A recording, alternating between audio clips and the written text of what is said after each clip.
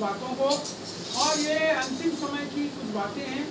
और बहुत सारे लोगों के मन के अंदर ये धारणा चलती रहती है, बहुत सारे लोग ये सोचते रहते हैं कि ये जितने लोग अभी मर जाते हैं कहाँ चले जाते हैं, जितने लोग मर जाते हैं कहाँ चले जाते हैं, जितने लोग प्रभु में मर जाते हैं वो कहाँ चले जाते हैं, जो प्रभु में नहीं मरते वो कहाँ चले जाते हैं। सबके मन के अंदर ऐसे विचार चलते हैं, हर धर्म वालों के मन के अंदर चलते हैं। अपने भी घर में कोई मर जाता तो अपन सोचते रहते हैं बैठ के, कहाँ गए मेरे पिताजी, कहाँ गए मेरी माँ, कहाँ गए मेरे चाचा, कहाँ गए मेरे बाबा, कहाँ गए। क्योंकि सब धर्मों के अंदर में जो है दो प्रकार की बात है, और स्वर्ग और नरक की बात है। और लोग बहुत सारी चीज़ों को सोचते रहते हैं बैठ के, स्वर्ग के बारे में, नरक के बारे में। लेकिन बाइबल उससे भी कहीं पढ़कर इस बातों को हमको बताती है, और जो बात बताती है उसको हमको समझ। तो आज हम बात करेंगे उन जगहों के बारे में जिन जगह पर मनुष्य मरने के बाद जाता है। मैं अब आपको एक ऐसी बात बताना चाहता हूँ कि एक नरक नाम की जगह है, और वो जो नरक है वास्तव में उसका नाम नरक नहीं, उसका नाम है आग और गंधक की जगह। सब कोई नरक नरक बोलते हैं, क्योंकि नरक यानी ऐसा स्थान जहाँ कोई आदमी को तलवार से घात करे, किसी को आरे से छीने, किसी को और कुछ करे, किसी को आग से जलाए, उससे भी कहीं ज़्यादा कष्ट जिस स्थान पे हो उसका लोगों ने नाम रख दी नरक। लेकिन ये वास्तव में यदि हम इसको पाते हैं, यदि हम इसको देखते हैं एक स्थान को, तो उसका नाम है आग और गंधक झील। और इसको हम इस समय देखेंगे, जैसे कि हम प्रकाशित वाक्य की किताब में जाते हैं और उसका 20वां अध्याय यदि हम देखेंगे, और उसमें हम निकालेंगे इस समय 20वां अध्याय और उसका 10वां वचन। उनका भरमाने वाला शैतान आग और गंधक की उस झील में, जिसमें वह पशु और झूठा भविष्यवक्ता भी होगा, डाल दिया जाएगा, और वे रात दिन युगान युग पीड़ा में तड़पते रहेंगे।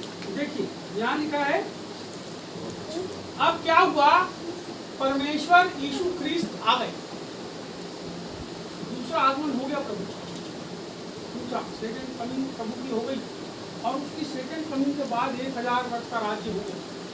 और 1000 वर्ष का राज्य चालू होता है, इसके पहले शैतान को पकड़ के जंजीर से बांध करके ताकि उसको एक जगह पर बांध करके, जो एक गड्ढा था, बड़ा गड्ढा, उसके अंदर क्या किया, उसको डाल दिया। अब जब शैतान यहाँ से धरती के ऊपर से गायब हो गया तो क्या हुआ, यहाँ पे बड़ा सुख और शांति जो है आ गई। अभी नहीं, अभी तो शैतान काम कर रहा है, लेकिन एक समय आने वाला है जब प्रभु का दूसरा आगमन होगा।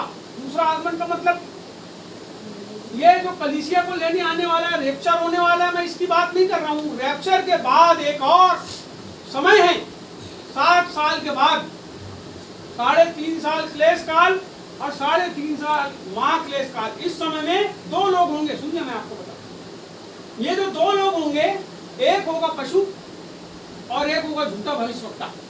ये शैतान के एजेंट होंगे जो इस पूरी धरती के लोगों को बहका देंगे। जब वो अपने आप को प्रकट करेंगे तो लोग बोलेंगे, अरे देखो मसीह आ गया, मसीह आ गया, मसीह आ गया, मसीह आ गया, प्रभु आ गया। क्योंकि प्रभु आके क्या करेगा, वो 1000 वर्ष का राज्य जो है वो कायम करेगा। लेकिन उस कायम करने के पहले इनका भी प्रकट होना जरूरी है, झूठे पशु का और झूठे भविष्यवक्ता का। क्योंकि लोग बड़ी बेसब्री से मसीह के आने का आगमन कर रहे हैं। जब कलीसिया उठा ली जाएगी, मैं आपको बताऊं, एक बड़ी संसार के अंदर सनसनी फैल जाएगी। अभी बैठे होंगे 10 लोग, बस के अंदर 20 लोग, कहीं पे 50 लोग, कहीं पे 40 लोग। सुनिए, मैं विश्वास करने वालों की बात कर रहा हूँ, मैं विश्वास करने वालों की बात कर रहा हूँ। जो उठाए लिए जाएंगे वो सब कोई संसार के लोग नहीं होंगे। जब रैप्चर होगा तो सब लोग नहीं होंगे, लेकिन केवल वही लोग होंगे जो प्रभु के अनुसार अपने जीवन को जीते हैं। मैं आपको कलीसिया में सारे लोगों की बात नहीं करता, मैं कलीसिया में उन लोगों की बात करता हूँ जो परमेश्वर के लिए जिंदा है ना। मेरे शरीर का हिस्सा कौन सा है, जो शरीर से काट दिया गया। वो मेरे पेट में गोला हो गया, डॉक्टर ने क्या किया, उसको खोला और खोल के उस गोले को काट के हटा दिया और फिर वापस सिल दिया और मैं कैसा हो गया, फिर से अच्छा हो गया। मेरे हाथ में फोड़ा है, मैंने पचक के उसको फोड़ के निकाल दिया, वो निकल गया। यदि मेरे शरीर के अंदर कोई चीज खराब है और मैं उसको निकाल देता हूँ, यदि मेरा हाथ टूट गया है और टूट के लटक गया और डॉक्टर बोलते हैं अपने जो सकता तो हाथ काट के निकाल दिया गया, अब वो जो बचा हुआ शरीर है वही मेरा शरीर जाएगा। वो जो काट करके निकाल दिया गया वो मेरा शरीर है क्या? मेरे शरीर का कोई हिस्सा निकाल दिया गया वो है क्या? मेरे साथ कौन सी चीज जिंदा है? मेरे साथ कौन सी चीज जिंदा है?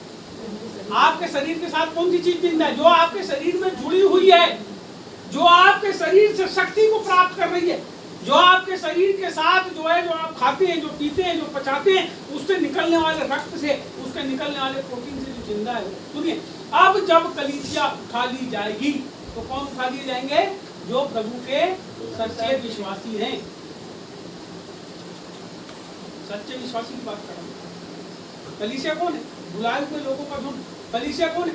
जब आप प्रेरितों काम में देखोगे तो कलीसिया क्या करती थी? आपको पता है कलीसिया कौन थी? कलीसिया वो थी जो प्रभु के ऊपर पूरे दमखम के साथ विश्वास करती थी और जो मर जाने के लिए भी क्या थी? तैयार थी। जो प्रभु के काम को करने के लिए उतने सताओं में, अभी मध्य प्रदेश में और छत्तीसगढ़ में और महाराष्ट्र के अंदर में और दूसरी जगहों पर उतना सताव नहीं हो रहा है जितना सताव उस समय की पहली कलीसिया के अंदर हुआ। लोगों को पकड़ के आधे से काट डालते थे, लोगों को पकड़ के शेरों के बीच में फेंक देते थे और शेर उनके ऊपर झपट के उनको खा जाते थे विश्वास के कारण। मैं आपको बताना चाहता हूं, लोगों को उबलते हुए कड़ाहों के अंदर डाल देते थे। पतरस को उल्टा लटका दिए क्रूस के ऊपर, उसकी औरत को क्रूस के ऊपर सीधा लटका दिए। मैं आपको बताना चाहता हूं, इतना सताव को सहने वाली वो जो कलीसिया थी वो यीशु की देह में शामिल थी। और जब प्रभु आएगा तो क्या करेगा?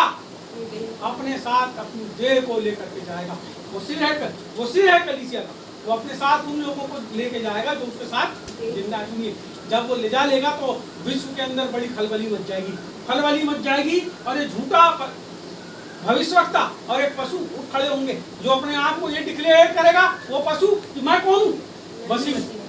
अरे सब धर्मों का अधिपति मैं हूँ।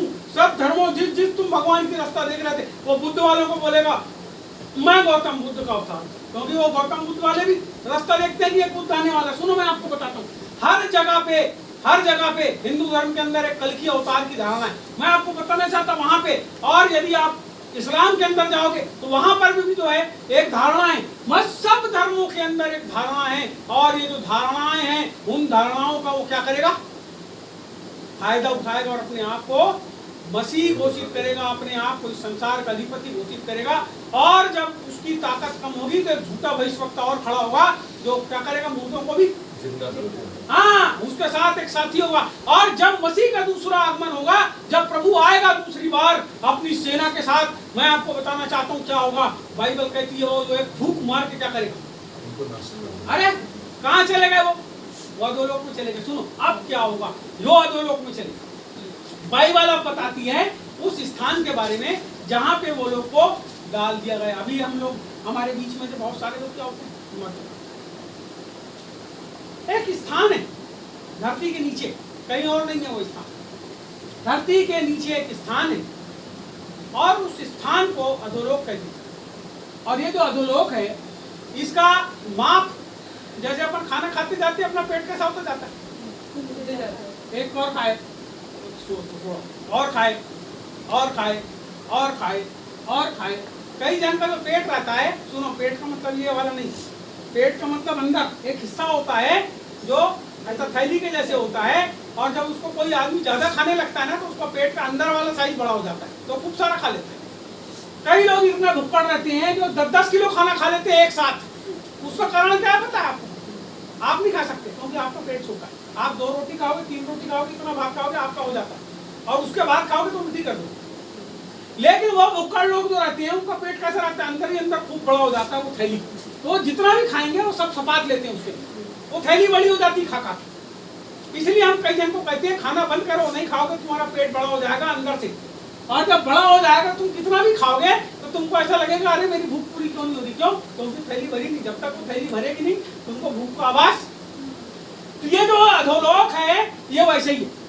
जितने भी लोग उसके पेट के अंदर जा रहे हैं वो सबको अपने अंदर भरते चले जा रहा है। जितने लोग मर रहे हैं, कब से मर रहे हैं?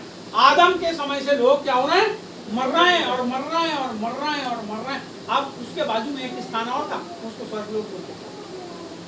वो जो स्थान था पैराडाइज, वहां पर जो है अब्राहम और जितने धर्मी लोग थे वो सब वहां पर एक स्थान को पड़ रहे थे। जब यीशु मसीह मुर्दों मर गया ना क्रूस के ऊपर, तो क्या हुआ? 3 दिन और 3 रात जमीन के अंदर रहा। अब पता है वो नीचे गया और वहां से जाके धर्मी आत्माओं को उसने स्वतंत्र किया, वो स्थान को खाली कर दिया। उसने कौन सा स्थान खाली किया? स्वर्गलोक खाली किया। सुनिए, अब वो स्थान हो गया खाली। अब जितने लोग उसके ऊपर विश्वास करते हैं, कोई स्थान होगा स्वर्गीय स्थानों में या और कहीं हमारे आसपास, हमको नहीं पता वो स्थान कहाँ पे है, जहाँ उसकी शांति है, परम शांति है, वहां पर वो आत्माएं जो रहती है उसके साथ। देखिए अब क्या हो रहा है यहाँ पे, जब प्रभु का दूसरा आगमन, यहाँ 10 में लिखा है, उनका भरमाने वाला शैतान आग और गंधक की झील में, जिसमें वह पशु और झूठा भविष्यवक्ता भी होगा, डाल दिया जाएगा और वे रात दिन युगान युग पीड़ा में कौन सी जगह पर डाल दिया जाएगा? आग और गंधक की झील। देखिए पहला स्थान कौन सा था? पहला स्थान था अधोलोक, जहाँ सब कोई जमा हो रहे। दूसरा स्थान कौन सा था? स्वर्गलोक, जिसको प्रभु ने खाली कर दिया। अब ये जो तीसरा स्थान है ये एक और है, और बाइबल कहती है कि परमेश्वर ने नरक को किसके लिए बनाया? शैतान और उसके दूतों के लिए। शैतान और आपके लिए नहीं बनाया, सही बात। आमीन, हालेलुया। मेरे लिए नहीं बनाए। शैतान और उसके- लेकिन आपको एक बात बताऊं, जो आदमी जिसकी संगति करेगा उसके साथ वो वहां पे जाएगा। आप किसकी संगति करते हो? आप देखो आज का जो संदेश है इसका यही सार, आज मैं जो बताना चाह रहा हूँ वो यही है। आप किसकी संगति करते हो? संसार की संगति करते हो ना, तो संसार के साथी संसार के साथ नाश हो जाएंगे। सुनना मेरी, यदि आप शैतानिक बातों से दोस्ती करते हो तो वो शैतान की एक बड़ी चाल। देखो अब शैतान की चाल क्या है? व्यभिचार, आंखों के सामने बड़ी अच्छी अच्छी चीजों को दिखाता है। यीशु मसीह को उसने 3 चीज दिखाए ना, वो 3 चीज आपको भी दिखाता है। वो यीशु को भी बहकाना चाहता था, और यीशु के पहले उसने बहुत से लोगों को बहकाया। सिमसन और दिलला और सिमसोन की कहानी सुने हैं? मालूम है कौन था? इतना खतरनाक उसके ऊपर अभिषेक था परमेश्वर का कि वो शेर को मार दिया, 1000 लोगों को गधे की जबड़े से मार दिया। लेकिन कहाँ जाके गिरा पता है? एक औरत थी गाँव में, उस औरत ने पूछी उससे भेद। पहली बात पूछी तो उसने गलत सलत बात बता दिया, जिससे कुछ नहीं हुआ। जो लोग उसको पकड़ने आए थे सबको मार दिया। दूसरी बार फिर पूछी, फिर वैसे ही हुआ, उसके सब जितने पकड़ने वाले आए सबको मार दिया। तीसरी बार में इतने प्रेम पूर्वक बात करी तो उसने बोला जो बाल है ना मेरे, इसमें ये तो लंबे दिख रहे हैं बाल, इसी में है। बोले थपता उसने उस तरह पकड़ी, उसको चुपचाप गाना गा के प्यार से सुलाई। अरे कैसे सुलाई मेरे को नहीं मालूम, और सुला के उसके पूरे बाल वो चिकनी मुंडा कर दी। और जब चिकनी मुंडा हो गया तो क्या हुआ? तो लोग आए और उसको पकड़ ली, उसकी तो ताकत ही खत्म हो गई। मैं आपको बताना चाहता हूँ, शैतान के पास बहुत सारे हथियार हैं जिससे वो आपको क्या करता है? अपनी तरफ आकर्षित करता है। आपको पता नहीं रहता, आप प्रभु वाले रहते हो, आप धन्यवाद यीशु जरूर बोलते हो, आप अपने घर में गाना ही बजाओगे यीशु मसीह, लेकिन काम किसके कर रहा मालूम? काम किसके कर रहा? किसके? आपको मालूम है जब आप शैतान भरमाता है कुछ नहीं होता। मंदिर में जाके बैठ के प्रसाद खा लो, कुछ नहीं होता। तो धन्यवाद यीशु बोल के खाली कुछ हो रहा है क्या? अभी मेरे पहचान वाला है, प्रभु को मानता है, अग्नि पास्टर। हाँ हो गया, उसके घर में कोई प्रोग्राम था, उसके खानदान में कोई मर गया, उसने जाके टकला करा ली। समझ आएगी बात? कुछ नहीं होता, कुछ नहीं रहेगा, संसार की रीत है, कुछ नहीं, कुछ नहीं। धन्यवाद प्रभु, धन्यवाद, हालेलुया, प्रभु जब अच्छा करे। तुम तो मर के नरक जाने वाले। सुनो मेरी, ये सब शैतान के क्या है? हथकंडे हैं। आपको समझना पड़ेगा। यदि आप नहीं समझोगे तो आपकी गति भी वैसे ही होगी। गति होगी क्या? गति यहाँ पे भी, संसार में भी वैसी गति हो रही है तुम्हारी। कारण क्या है? क्योंकि तुम अब उसकी गिरफ्त में आ गए हो। जब आ गए हो तो तुमको मस्केगा वो चारों तरफ से। तुम क्या सोच रहे हो? शैतान वो सांप है। बोलो सांप। कैसा पकड़ता है सांप? मालूम? अरे कैसा पकड़ता है सांप? अरे जब ऐसा कुछ तुम्हारे पैर में घुमाएगा ना तो पूरे शरीर को ऐसा लपट लेगा, और फिर धीरे धीरे ताकत बढ़ा के हड्डी तोड़ के मार देगा तू। तुमको लगा कुछ नहीं होता ना, चिकना लग रहा है, बहुत पड़ गया, बहुत पड़ गया, बहुत पड़ गया। जब मस्केगा तुमको रच रच रच रच पूरी हड्डी तोड़ के और फिर मुंह से अगर घुस जाएगा तुम्हारे पूरे शरीर को अंदर सपाट के खा जाएगा। कौन है वो? समझ ही नहीं आता तुमको कि मैं अच्छा कर रहा हूँ कि बुरा कर रहा हूँ। जब तुम बुरा करते हो तब भी तुम्हारी मति भ्रष्ट हो जाती है, तुमको लगता है बहुत अच्छा कर रहा हूँ। ये क्या बताएगा पादरी पास्टर, क्या बताएगा ये फलाना वाला, कुछ नहीं बताएगा। वो क्या बताएगा? हमको नहीं मालूम कि हम बाइबल पढ़ते हैं, हमारे पास भी बाइबल है। 300 की बाइबल खरीदने से और प्रभु के सही के ज्ञान को होने से दोनों बात में फर्क है। बाइबल खरीद के घर में भर लेना 50 लाख रुपए और उसके बाद परमेश्वर की सब विधियों को तोड़ के, परमेश्वर के सारे आज्ञाओं को तोड़ करके तुम सोचो कि नहीं हम जो कर रहे हैं वो अच्छा करें। सुनो, अब शैतान ने क्या किया अपने लिए, जब वो जाएगा तो क्या करेगा? प्रभु जिसको ज्यादा चाहता है उसको क्या करेगा, है ना? जब एक बच्चे की शादी होती है तो औरत देखती है इसकी माँ इसको बहुत चाहती है, मेरे से भी ज्यादा चाहती है, तो चलो इसको लग करेगी। वो कई प्रकार के नाटक करती, मैंने देखा एक दिन के घर में, इतने नाटक करी, इतने नाटक करी, इतने नाटक 6 महीने की वो घर, उसके माँ बाप सब घबरा गए। उसका लड़का इतना उसको अपने माँ बाप को चाहने वाला उनके बगैर रहता नहीं था, उस लड़के को लेके औरत लगे। उसके माँ बाप खून के आंसू बहाते रहे, वो लड़का आंसू बहाता रहा। तुमको मालूम है इसके पहले कि और उसकी माँ मर जाती, उसका पिताजी एक्सपायर हुआ, थोड़े दिन के बाद उसका लड़का भी मर गया। सुनो, मैं अपनी आंख जैसी घटना बता रहा हूँ। वो लड़का अपने माँ बाप के बगैर कितना तड़पता था। उस औरत ने अपने घमंड में क्या करी, उस परिवार को, आपको पता है शैतान का हथियार है बहुत बड़ा। मैं आपको बताना चाहता हूँ, जिसको हम समझ नहीं पाते, वो इसलिए नहीं समझ पाते क्योंकि वो हमारी आंख को क्या करता है। हाँ, हमको दिखता सब है लेकिन समझता कुछ नहीं। हवा को दिख नहीं रहा था क्या फल कितना जोरदार, क्या बोलती है, क्या जोरदार फल है, आहा खाऊंगी तो बहुत ही मजा आ जाएगा। खुद भी खाई और अपने आदमी को भी। हाँ, क्या जोरदार लड़की है, बोले वाह एक नंबर, शादीशुदा रहता है आदमी। सुनो क्या दिखती है यार, बोले एक बार मिल जाए तो मजा आ जाए। और चली जाता है उसके पीछे, औरतें भी चली जाती है दूसरे आदमियों के पीछे में विचार कर लेती। सुनो, मैं आपको बताना चाहता हूँ, इसमें आपकी कोई गलती नहीं है। आपकी आंख में बाइबल भी दिखती है, आपकी आंख में सब दिखता है, लेकिन दुष्टात्मा ने आपकी आंख के ऊपर पट्टी बांध दी कि तुम समझ ना पाओ, तुम्हारी बुद्धि को अंधा कर दी। और जब तुम उसके अनुसार चलते हो, सुनो मैं आपको बताना चाहता हूँ, तुम भी परेशान होते हो और तुम्हारे घर में जो तुम्हारे धर्मी पत्नी है और जो धर्मी पति है वो भी परेशान होते हैं, जो धर्मी माँ बाप है वो भी परेशान होते हैं। और जब धर्मी की आंख से आंसू देखकर मैं आपको बताना चाहता हूँ, तो भले उसके बाद आप कितना भी कुछ कर लो, तुम्हारे जीवन के अंदर संकट देखने वाला को। जो कोई मुझको छूता है वो परमेश्वर की आंख में कुछ नहीं। मैं आपको बताना चाहता हूँ, आप अपनी जिंदगी के अंदर ऐसे काम करो जिससे परमेश्वर के लोग आपसे कुछ, उनके आशीर्वाद आपके जीवन पर काम करेंगे। अब यहाँ क्या हो रहा है, शैतान क्या कर रहा है हमको, क्योंकि वो अकेला नहीं जाना चाहता। उसके साथ जितने दूत अलग हुए थे उन्हें सबको लगा दिया। इन सबको नरक ले जाने के लिए क्या करना है तुमको, काम करना। सुनो, अब आप कर रहे हो काम, अब वो कर रहे हैं काम, उनको कई प्रकार के पाप में ले जा रहे हैं। अब देखो यहाँ क्या हुआ, शैतान कहाँ डाल दिया गया, यहाँ लिखा है वो आग और गंधक की झील में। गंधक का नाम क्या है भैया, गंधक का नाम क्या है, क्या है गंधक का काम, किसी चीज को गला देती है। गंधक का जो काम रहता है वो ये रहता है कि यदि आग में गंधक को डालो तो धाड़ से विस्फोट होता है उसके अंदर, आग को डबल टिबल करती है। अब सोचो वो आग की झील है और उसमें गंधक भी बहुत अपूर्व मात्रा में डाला हुआ, और रह के क्या होगा वहां पे विस्फोट होगा, धाड़ धाड़ धाड़। मान लो तुम्हारे ऊपर विस्फोट हुआ, तुम्हारे शरीर के चिथड़े होगा, अब मर तो तुम्हारी आत्मा मर तो सकती नहीं, फिर थोड़ी देर बाद फिर वापस जुड़ जाएगी वैसी।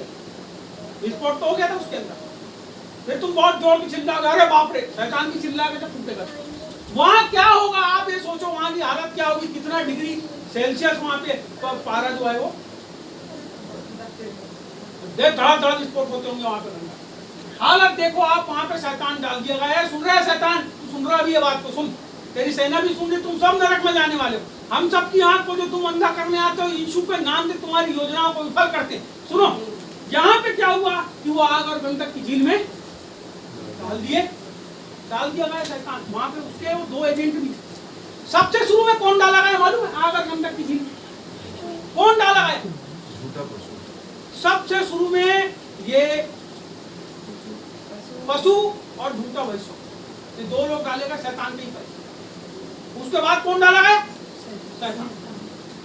अब वहां 3 लोग हैं, तिकड़ी बन गई वहां। ये 3 लोग की तिकड़ी है, जैसे पिता पुत्र और पवित्र आत्मा है ना, वैसे ये पशु, झूठा भविष्यवक्ता और शैतान, ये तीनों की तिकड़ी। सोर्स कौन है मालूम है आपको? ताकत का परमेश्वर। वैसे ये दोनों भरमाने वालों के लिए सोर्स कौन है पता है आपको? ताकत देने वाला शैतान। मैं आपको बताना चाहता, परमेश्वर हमारा सोर्स है, परमेश्वर हमारी ताकत है, परमेश्वर हमारा ऊंचा गढ़ है, परमेश्वर हमारी चट्टान है, परमेश्वर हमको बचाने वाला है, परमेश्वर हमको उठाने वाला है, परमेश्वर हमको ले जाने वाला है, परमेश्वर आग और गंधक की झील से बचाने वाला है, अपने बेटे को हमारे लिए बलिदान दे देने वाला है। यदि हम उसके ऊपर विश्वास करते हैं तो निश्चय हम उसके अनुसार कार्य करेंगे। हम मुंह से बोलने वाले नहीं, बाइबल कहती है मुंह से बोलने वाले नहीं वरन करने वाले भी, है ना। हम अपने आप को धर्मी ठहराने के लिए बहुत कुछ कर सकते हैं, लेकिन हमको धर्मी नहीं ठहरना है, वास्तव में यीशु को लहू के द्वारा धर्मी होना है, जैसा उसने बोला है वैसा काम करना है। अब यहाँ क्या हुआ, चलो आगे आ जाओ, थोड़ा आगे बढ़ेंगे। इसके बाद हम 20 का 14, एक बार 20 का 14। मृत्यु और अधोलोक आग की झील में डाले गए। हाँ, यह आग की झील दूसरी मृत्यु है। यहाँ पे लिखा है, जब आप पढ़ोगे तो उसके एक और ऊपर से पढ़ दोगे तो अच्छा है। 14 से हाँ। समुद्र ने उन मरे हुओं को जो उसमें थे दे दिया, और मृत्यु और अधोलोक ने उन मरे हुओं को जो उनमें थे दे दिया, और उनमें से हर एक के कामों के अनुसार उनका न्याय किया गया। ठीक है। मृत्यु और अधोलोक आग की झील में डाले गए। यह आग की झील दूसरी मृत्यु है। यहाँ पे यदि हम देखते हैं इसको तो फिर जब अपन ने 11 पढ़े थे ना, नहीं अपन ने 10 पढ़े थे, 10 के बाद 12 से पढ़ते हैं ना। फिर लिखा है, फिर मैंने छोटे बड़े सब मरे हुओं को सिंहासन के सामने खड़े हुए थे। क्या बता रही बाइबल? फिर मैंने छोटे बड़े सब मरे हुए। कब से थे ये लोग? पहली बिल्कुल पहले आदमी के बाद जितने भी लोग छोटे और बड़े लोग जो मरे थे, मैं उनकी बात नहीं कर रहा हूँ जिनका रेप्चर हो गया। रेप्चर हो गया उनकी बात नहीं कर रहा, जो मर गए थे यहाँ उनकी बात है। क्योंकि कलीसिया तो क्या हो गई, यीशु के साथ उठा ली गई। सुनिए, वो उठा ली गई कलीसिया, कलीसिया नहीं। अब यहाँ पे क्या हुआ, ये देखो यहाँ पे आप देखते हो 11 में तो मैंने कहा, फिर मैंने बड़ा श्वेत सिंहासन देखा और उसको जो उस पर बैठा हुआ है देखा, उसके सामने से पृथ्वी और आकाश भाग गए। ये बिल्कुल एंड टाइम अंतिम जो बात है वो है। एक बड़ा श्वेत सिंहासन होगा और उसके ऊपर कोई बैठा होगा, जो बैठा होगा उसके सामने से आकाश और पृथ्वी भाग गए। ऐसा क्या हुआ? क्यों भागे वो? इसमें भी एक भेद है, उनके भागने के पीछे भी एक भेद है, वो भेद अपन बाद में खोलेंगे। अभी हम आगे जाते हैं। और लिखा है, और उनके लिए जगह नहीं मिली। आकाश और पृथ्वी भागे, सुनो, अब उनके लिए जगह नहीं मिली। फिर बोलता है, फिर मैंने छोटे और बड़े सब मरे हुओं को सिंहासन के सामने खड़े हुए देखा।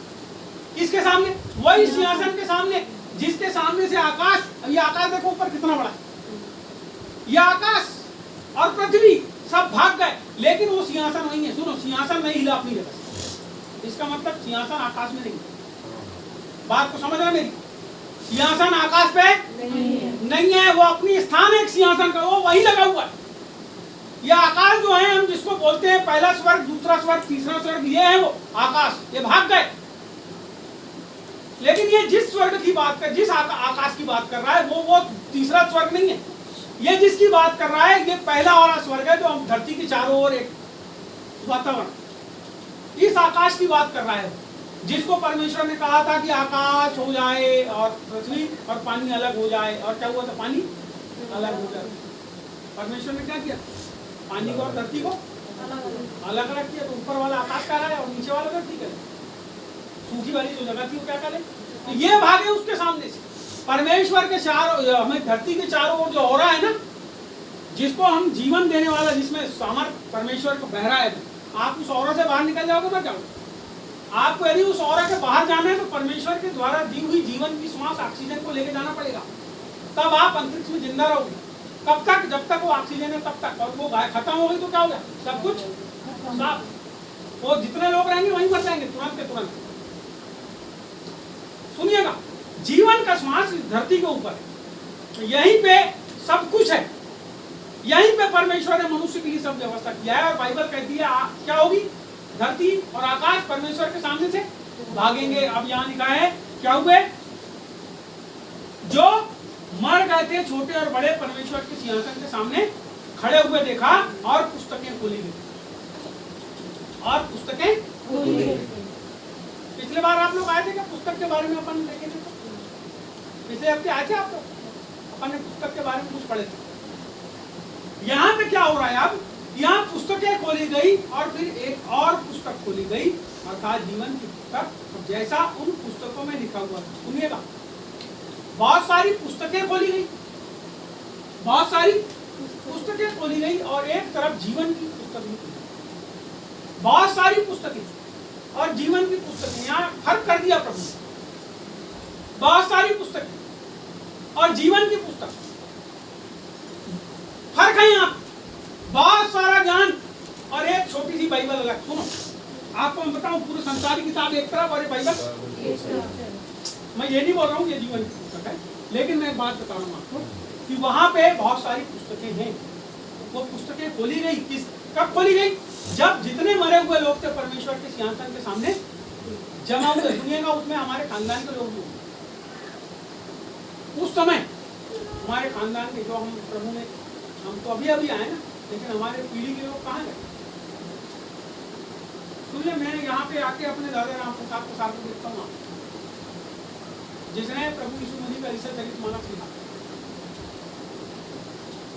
उसको यीशु मसीह के उद्धार के बारे में नहीं पता, लेकिन उन्होंने ईसाचरितमानस लिखा। मैं अपने दादा राम प्रसाद के साथ वहाँ खड़े हुए देखता हूँ, परमेश्वर के सिंहासन बोले जो अपने जीवन में भलाई किया होगा, हो सकता है यहाँ नहीं, लेकिन आगे बाइबल यहाँ कहती है खड़े हुए देखा और पुस्तकें खोली गई, फिर एक और पुस्तक खोली गई, अर्थात जीवन की पुस्तक, और जैसा उन पुस्तकों में लिखा हुआ था वैसे ही उनके कामों के अनुसार मरे हुए पर न्याय।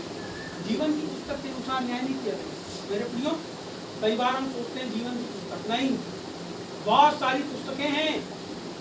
जैसे कोई बोलते हैं कि धर्मराज जो है यमराज के दरबार में है, वो क्या करता है, सबके कामों को चित्रगुप्त लिख लेता है, बोले सबके कामों को।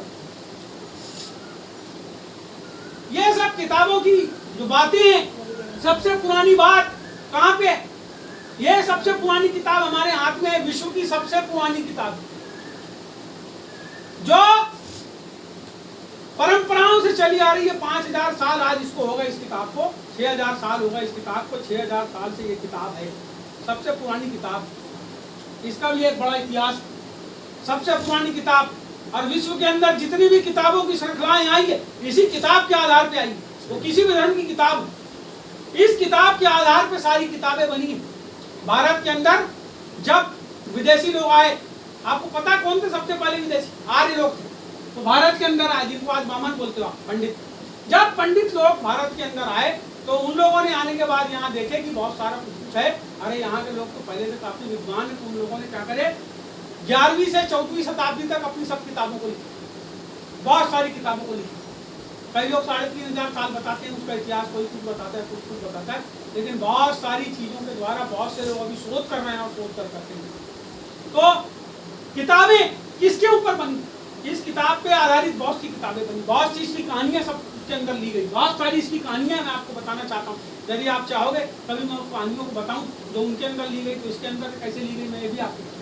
अब यहाँ पे लिखा है कि वो किताबें खोली गई, पुस्तकें खोली गई, जीवन की पुस्तक, और जैसा उन पुस्तकों में लिखा हुआ था वैसे उनके कामों के अनुसार मरे हुओं का न्याय किया गया उन पुस्तकों के अनुसार, जीवन की पुस्तक के अनुसार, वो भी खोली गई है।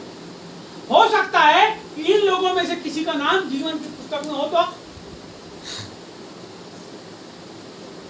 सकता है। मैं बोल रहा हूँ अपनी तरफ से, मैं ये नहीं बोल रहा हूँ वहां ऐसा लिखा है, लेकिन मैं बोल रहा हूँ किसी का नाम हो तो खोल दी गई किताब। और इधर बहुत सी किताब खोली गई, उनने जो काम किए। आप क्या करते हैं, सब लेखा प्रभु के पास, किताबों के अंदर वो लिखा है।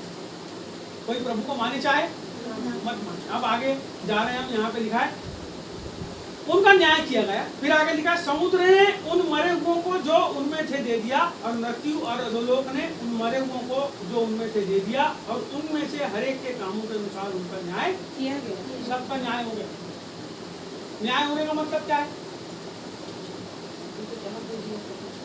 न्याय होने का मतलब क्या है? देखो आग और गंधक की झील को खोल के रख दिया प्रभु। अब जिसका न्याय हो रहा है वो कहाँ जा रहा है? इधर जाओ, ये रास्ता इधर। इधर तो जहाँ प्रभु बैठा है स्वर्ग का सिंहासन, जो उसके चरण के पास चले गया उसने स्वर्ग को पा लिया। सुनिए मेरी बात, लेकिन जब न्याय हो रहा है तो उसके पास जाने की जरूरत ही नहीं, चल जाता खुला इधर रास्ता। लोग कहाँ जा रहे हैं? आग और गंधक की झील, वो अंतिम समय सुनिएगा, उस समय को कम से कम याद करके अपने गुनाहों से तौबा करना। आगे ऐसा लिखा है यहाँ पे, फिर 14 में बोल रहा है मृत्यु और अधोलोक आग की झील में डाले गए। कौन कौन डालेगा? पहले किस किस को डाला? 3 लोग डल गए थे। चौथी सीरीज में कौन डाला?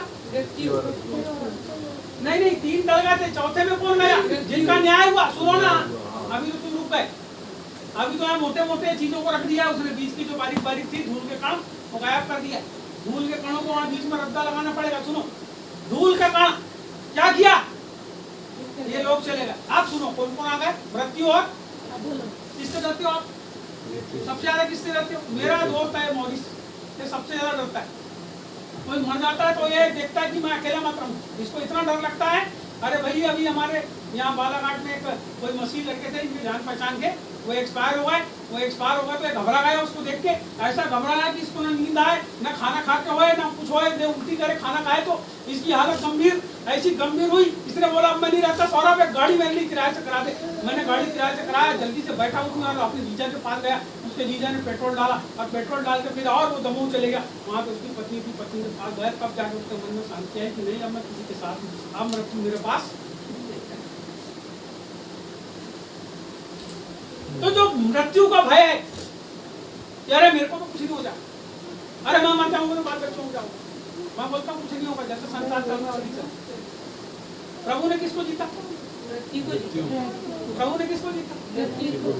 और आप यदि प्रभु के अनुसार जीवन जी रहे हो तो आप प्रभु में हो कि प्रभु के बाहर? प्रभु में। यदि आपके पेट के अंदर का गोला काट के आपके अंदर से निकाल लिए, आपका शरीर ऑपरेशन कर दिए, तो गोला आप में है कि आपके बाहर है? आप समझ रहे मेरी बात। यदि आप परमेश्वर में हो तो उसके अनुसार जीवन जियो जैसा प्रभु चाहता है, और यदि आप प्रभु में नहीं हो तो गोले के समान हो, तो धीरे धीरे सड़ के गल जाएगा, खत्म हो जाएगा। मृत्यु उसी के ऊपर काम करती है जो प्रभु में नहीं। मेरे को आशा है यदि मैं मर भी जाऊं तो मैं अपने प्रभु के साथ सर्वदा के लिए वास करूंगा। यीशु ने कहा यदि कोई मुझ पर विश्वास करता और मर भी जाए तो वो पुनरुत्थान और जीवन है ना। अभी क्या हुआ? जिस मृत्यु से पूरा संसार डर रहा है वो मृत्यु कहाँ चले गई? और उसके साथ कौन गए? अभी लोग जो मर जाते हैं उनकी आत्माओं को अधोलोक में भरा जाता है। सुनिएगा, वो अधोलोक का सब फैल रहा है। और क्या होगा?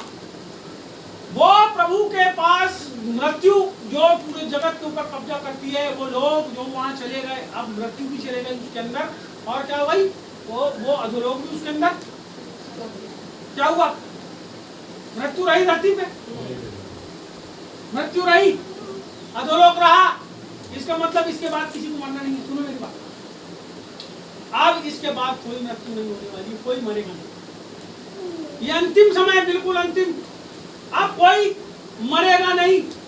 और इसके बाद छठवीं बात में हम आएंगे 20 का 15, यदि आप पढ़ो तो अंतिम बात है यहाँ पे। और जिस किसी का नाम जीवन की पुस्तक में लिखा हुआ न मिला वह आग की झील में डाला गया। न्याय कर दिया प्रभु ने, फिर अधोलोक को भी डाल दिया, मृत्यु को भी डाल दिया। अब आखिरी स्थिति थी, एक किताब बची थी, सब किताब खोल दी गई थी, आखिरी किताब बची थी वो थी जीवन की। अब जिसका नाम जीवन की पुस्तक में नहीं होगा वो वहां पे खत्म, क्लोज, दरवाजा बंद। अब इसके बाद जितने लोग धरती पर रहेंगे तो कोई मरने वाला नहीं, कोई भी नहीं मरेगा इसके बाद। जिसको मरना था मर गए। और आपको पता है ये जो जिंदा लोग हैं अब जो धरती के ऊपर रहेंगे, ये यीशु मसीह के साथ धरती के ऊपर उतरने वाले हैं। उसको पढ़ लो, हम खत्म करेंगे। इसके बाद आप 21 का 1 पढ़ दो। फिर मैंने नए आकाश हाँ। और नई पृथ्वी को देखा, अच्छा, क्योंकि पहला आकाश और पहली पृथ्वी जाती रही थी और समुद्र भी न रहा। बस यहाँ पे लिखा, ये भेद की बात है जिसको मैं जब भी बोला था कि रुक जाओ, इसको मैं बाद में बताता हूँ। ये बात है, सिंहासन के सामने जब प्रभु बैठा तो क्या हुआ? आकाश और पृथ्वी भागे लिखा है। आपको पता है क्यों भागे? कारण मालूम है क्यों भागे? नई आकाश और नई पृथ्वी। कोई नया आकाश वाकाश नहीं है, कोई नई पृथ्वी भी नहीं है। सुनो मैं आपको बताता हूँ, परमेश्वर जैसे हम पापियों को नया कर देता है ना, वैसे इसको नया करने वाला। मेरी बात सुनो, परमेश्वर की महिमा हो। सुनो, ये धरती बदलने वाली है। ऐ धरती सुन, तेरे को प्रभु बदलने वाला है। ऐ आकाश सुन, तेरे को प्रभु बदलने वाला है। तेरा आग और तेरा आग से बड़ा एक बपतिस्मा होने वाला है। एक बड़ी आग प्रभु की प्रकट होने वाली है और उस आग से डर कर वो भागे, और जब भागे तो जगह नहीं मिली, क्योंकि सब जगह आग ही आग थी। और ये आकाश का और इस धरती का वो एक बपतिस्मा हुआ। सुनो, इसका अपने आप में एक नवीनीकरण हो गया, क्योंकि प्रभु का वचन वो इनको भी नया करता है। हम जिस पर रहता है, जिसको उसने जीवन दिया, उसको नया करता है। प्रभु ने नया कर दिया। सुनो, हम इस आकाश और इस धरती के ऊपर फिर से आने वाले हैं। मेरी प्रियो, हम सबका जीवन परमेश्वर ने बड़े अद्भुत तरीके से बनाया है और हम सबको प्रभु लेके आने वाला है। हम इस धरती के ऊपर नहीं होंगे, जब न्याय होगा तब हम नहीं होंगे, जब शैतान डाला जाएगा हम नहीं होंगे। सुनो, बाइबल कहती है आगे, हम इसको देखेंगे यहाँ पर 2 में ऐसा लिखा है, 21 के 2 में, फिर मैंने पवित्र नगर नए यरूशलेम को स्वर्ग से परमेश्वर के पास से उतरते देखा। वह उस दुल्हन के समान थी जो अपने पति के लिए श्रृंगार किए हुए है। फिर मैंने सिंहासन में से किसी को ऊंचे शब्द से यह कहते हुए सुना, देखो, मनुष्य का परमेश्वर का डेरा मनुष्यों के बीच है। वह उनके साथ डेरा करेगा, वे उसके लोग होंगे और परमेश्वर आप उनके साथ रहेगा और उनका परमेश्वर होगा। सुनिए मेरी बात, ये क्या देखता है कि नया आकाश और नई पृथ्वी, और इस पृथ्वी के ऊपर क्या हो रहा है? क्या हो रहा है? एक यरूशलेम, नया यरूशलेम धरती के ऊपर आ रहा है। सुनिए, आकाश से नीचे धरती के ऊपर यरूशलेम आ रहा है। होरीबाना शका, ओ एक ऐसा नगर जो आयताकार नगर, जिसमें सोने की दीवारें होगी और जिसके मोती के फाटक होंगे, जिसकी नए जैसा मालिक पद्मराग हीरे जवाहरात सब चीजों से बनी हुई होगी। और जब वो नीचे की ओर आ रहा है तो यहाँ पे क्या हुआ? यूहन्ना जो दृष्टा था, प्रकाशित वाक्य का देखने वाला, उसके स्वर्गदूत बोलता है, मैं तेरे को एक चीज दिखाता हूं। इधर मैं तुझे मेमने की दुल्हन दिखाता हूँ। और वो जो मेमने की दुल्हन थी वो कहाँ से आ रही थी? तो देखता है तो एक नया यरूशलेम ऊपर से नीचे की ओर आ रहा है। आपको पता है, जब दूल्हा दुल्हन को लेके आता है तो पूरे लोग दौड़ते हैं। क्या सोचते दौड़ते? दुल्हन आई, दुल्हन आई, दुल्हन आई। दुल्हन आती है, कार आके रुकती, तो कार दुल्हन है क्या? कार दुल्हन है? वो जो बड़ी बग्घी आती है, घोड़ा गाड़ी, वो दुल्हन है? दुल्हन है? आपको पता है दुल्हन कौन? वो नया यरूशलेम दुल्हन नहीं है। आपको पता है कौन दुल्हन है? मैं दुल्हन। आपको पता, आप सब दुल्हन। आपको प्रभु उस नए यरूशलेम के अंदर रखता है और वहां से लेकर के इस धरती के ऊपर लेकर आता है। जब आप इस जगह के ऊपर, इस धरती के ऊपर आए जाते हो तो बाइबल कहती है, क्या किया परमेश्वर ने? अपनी दुल्हन को श्रृंगार किया हुआ इस धरती के ऊपर लेकर आता है और परमेश्वर का डेरा मनुष्यों के बीच में लग जाता है। वो हमारा परमेश्वर हमको अपने साथ उस धरती के ऊपर रखता है, नए यरूशलेम में रखता है, जहाँ पे 12 प्रकार के पेड़ होंगे, जहाँ जीवन के जल की नदी बहेगी और हम उसमें से हर महीने में एक नया फल खाएंगे। सुनिए, परमेश्वर हमारे बीच में आ जाएगा। हमको ये बात समझना है मेरे प्रियो कि हमको परमेश्वर ने क्यों बनाया। हम उसके साथ जीवन तो जीते हैं, हम प्रभु में तो आ जाते हैं, लेकिन हमारा जीवन कैसा है? क्या हम प्रभु के साथ रहने के लिए तैयार हैं? क्या हम प्रभु के लिए तैयार हैं? क्या हम प्रभु को काम करने के लिए तैयार हैं? क्या हमारा जीवन परमेश्वर के अनुसार है, जैसा हमारा मालिक हमसे चाहता है, जैसा हमारा प्रभु हमसे चाहता है? क्या हम वैसे हैं? यदि कोई स्त्री व्यभिचारिणी हो तो क्यों प्रभु उसको ग्रहण करेगा? यदि कलीसिया प्रभु के अनुसार ना हो तो क्यों करके प्रभु को ग्रहण करेगा। मेरे प्रियो, मैं आपसे कहना चाहता हूँ, अपने जीवन को परिवर्तित करो, अपने मनों को बदलो, क्योंकि हमारा स्थान वो आग और गंधक की झील नहीं, वो अधोलोक नहीं, वो मृत्यु नहीं, ना शैतान का साथ है, लेकिन हमको प्रभु अपने दिल के पास नए यरूशलेम के अंदर रखना चाहता है। और ये 1 साल 2 साल 10 साल नहीं, लेकिन बाइबल कहती है जुबान जहाँ रोना होगा न दांत पीसना होगा ना और कुछ होगा। परमेश्वर हमको अपने दिल के निकट अपनी उपस्थिति में परमेश्वर हमको रखना चाहता है। मैं आपको बताऊं, स्वर्ग का सिंहासन परमेश्वर छोड़ देगा और उस नए यरूशलेम के बीच में उसका सिंहासन होगा और चारों ओर से उसके वहां कोई सूर्य भी नहीं होगा, वहां कोई पानी भी नहीं होगा, क्योंकि जीवन के जल की नदी उसके अंदर से बहेगी। उसी का उजाला होगा जो हमको प्रकाश देगा और वहां कभी रात ना होगी। बाइबल कहती है वहां उजाला ही उजाला होगा, क्योंकि परमेश्वर के अंदर से निकलने वाला वो दैदीप्यमान प्रकाश हमारे जीवनों के ऊपर फूटता रहेगा और हम उसके प्रकाश से भर करके परमेश्वर की महिमा वहां करते रहेंगे। हम निरंतर प्रभु के नाम की महिमा करते रहेंगे। अपने जीवन को प्रभु को दे मेरे प्रिय। हम अपना जीवन प्रभु के अनुसार जिए।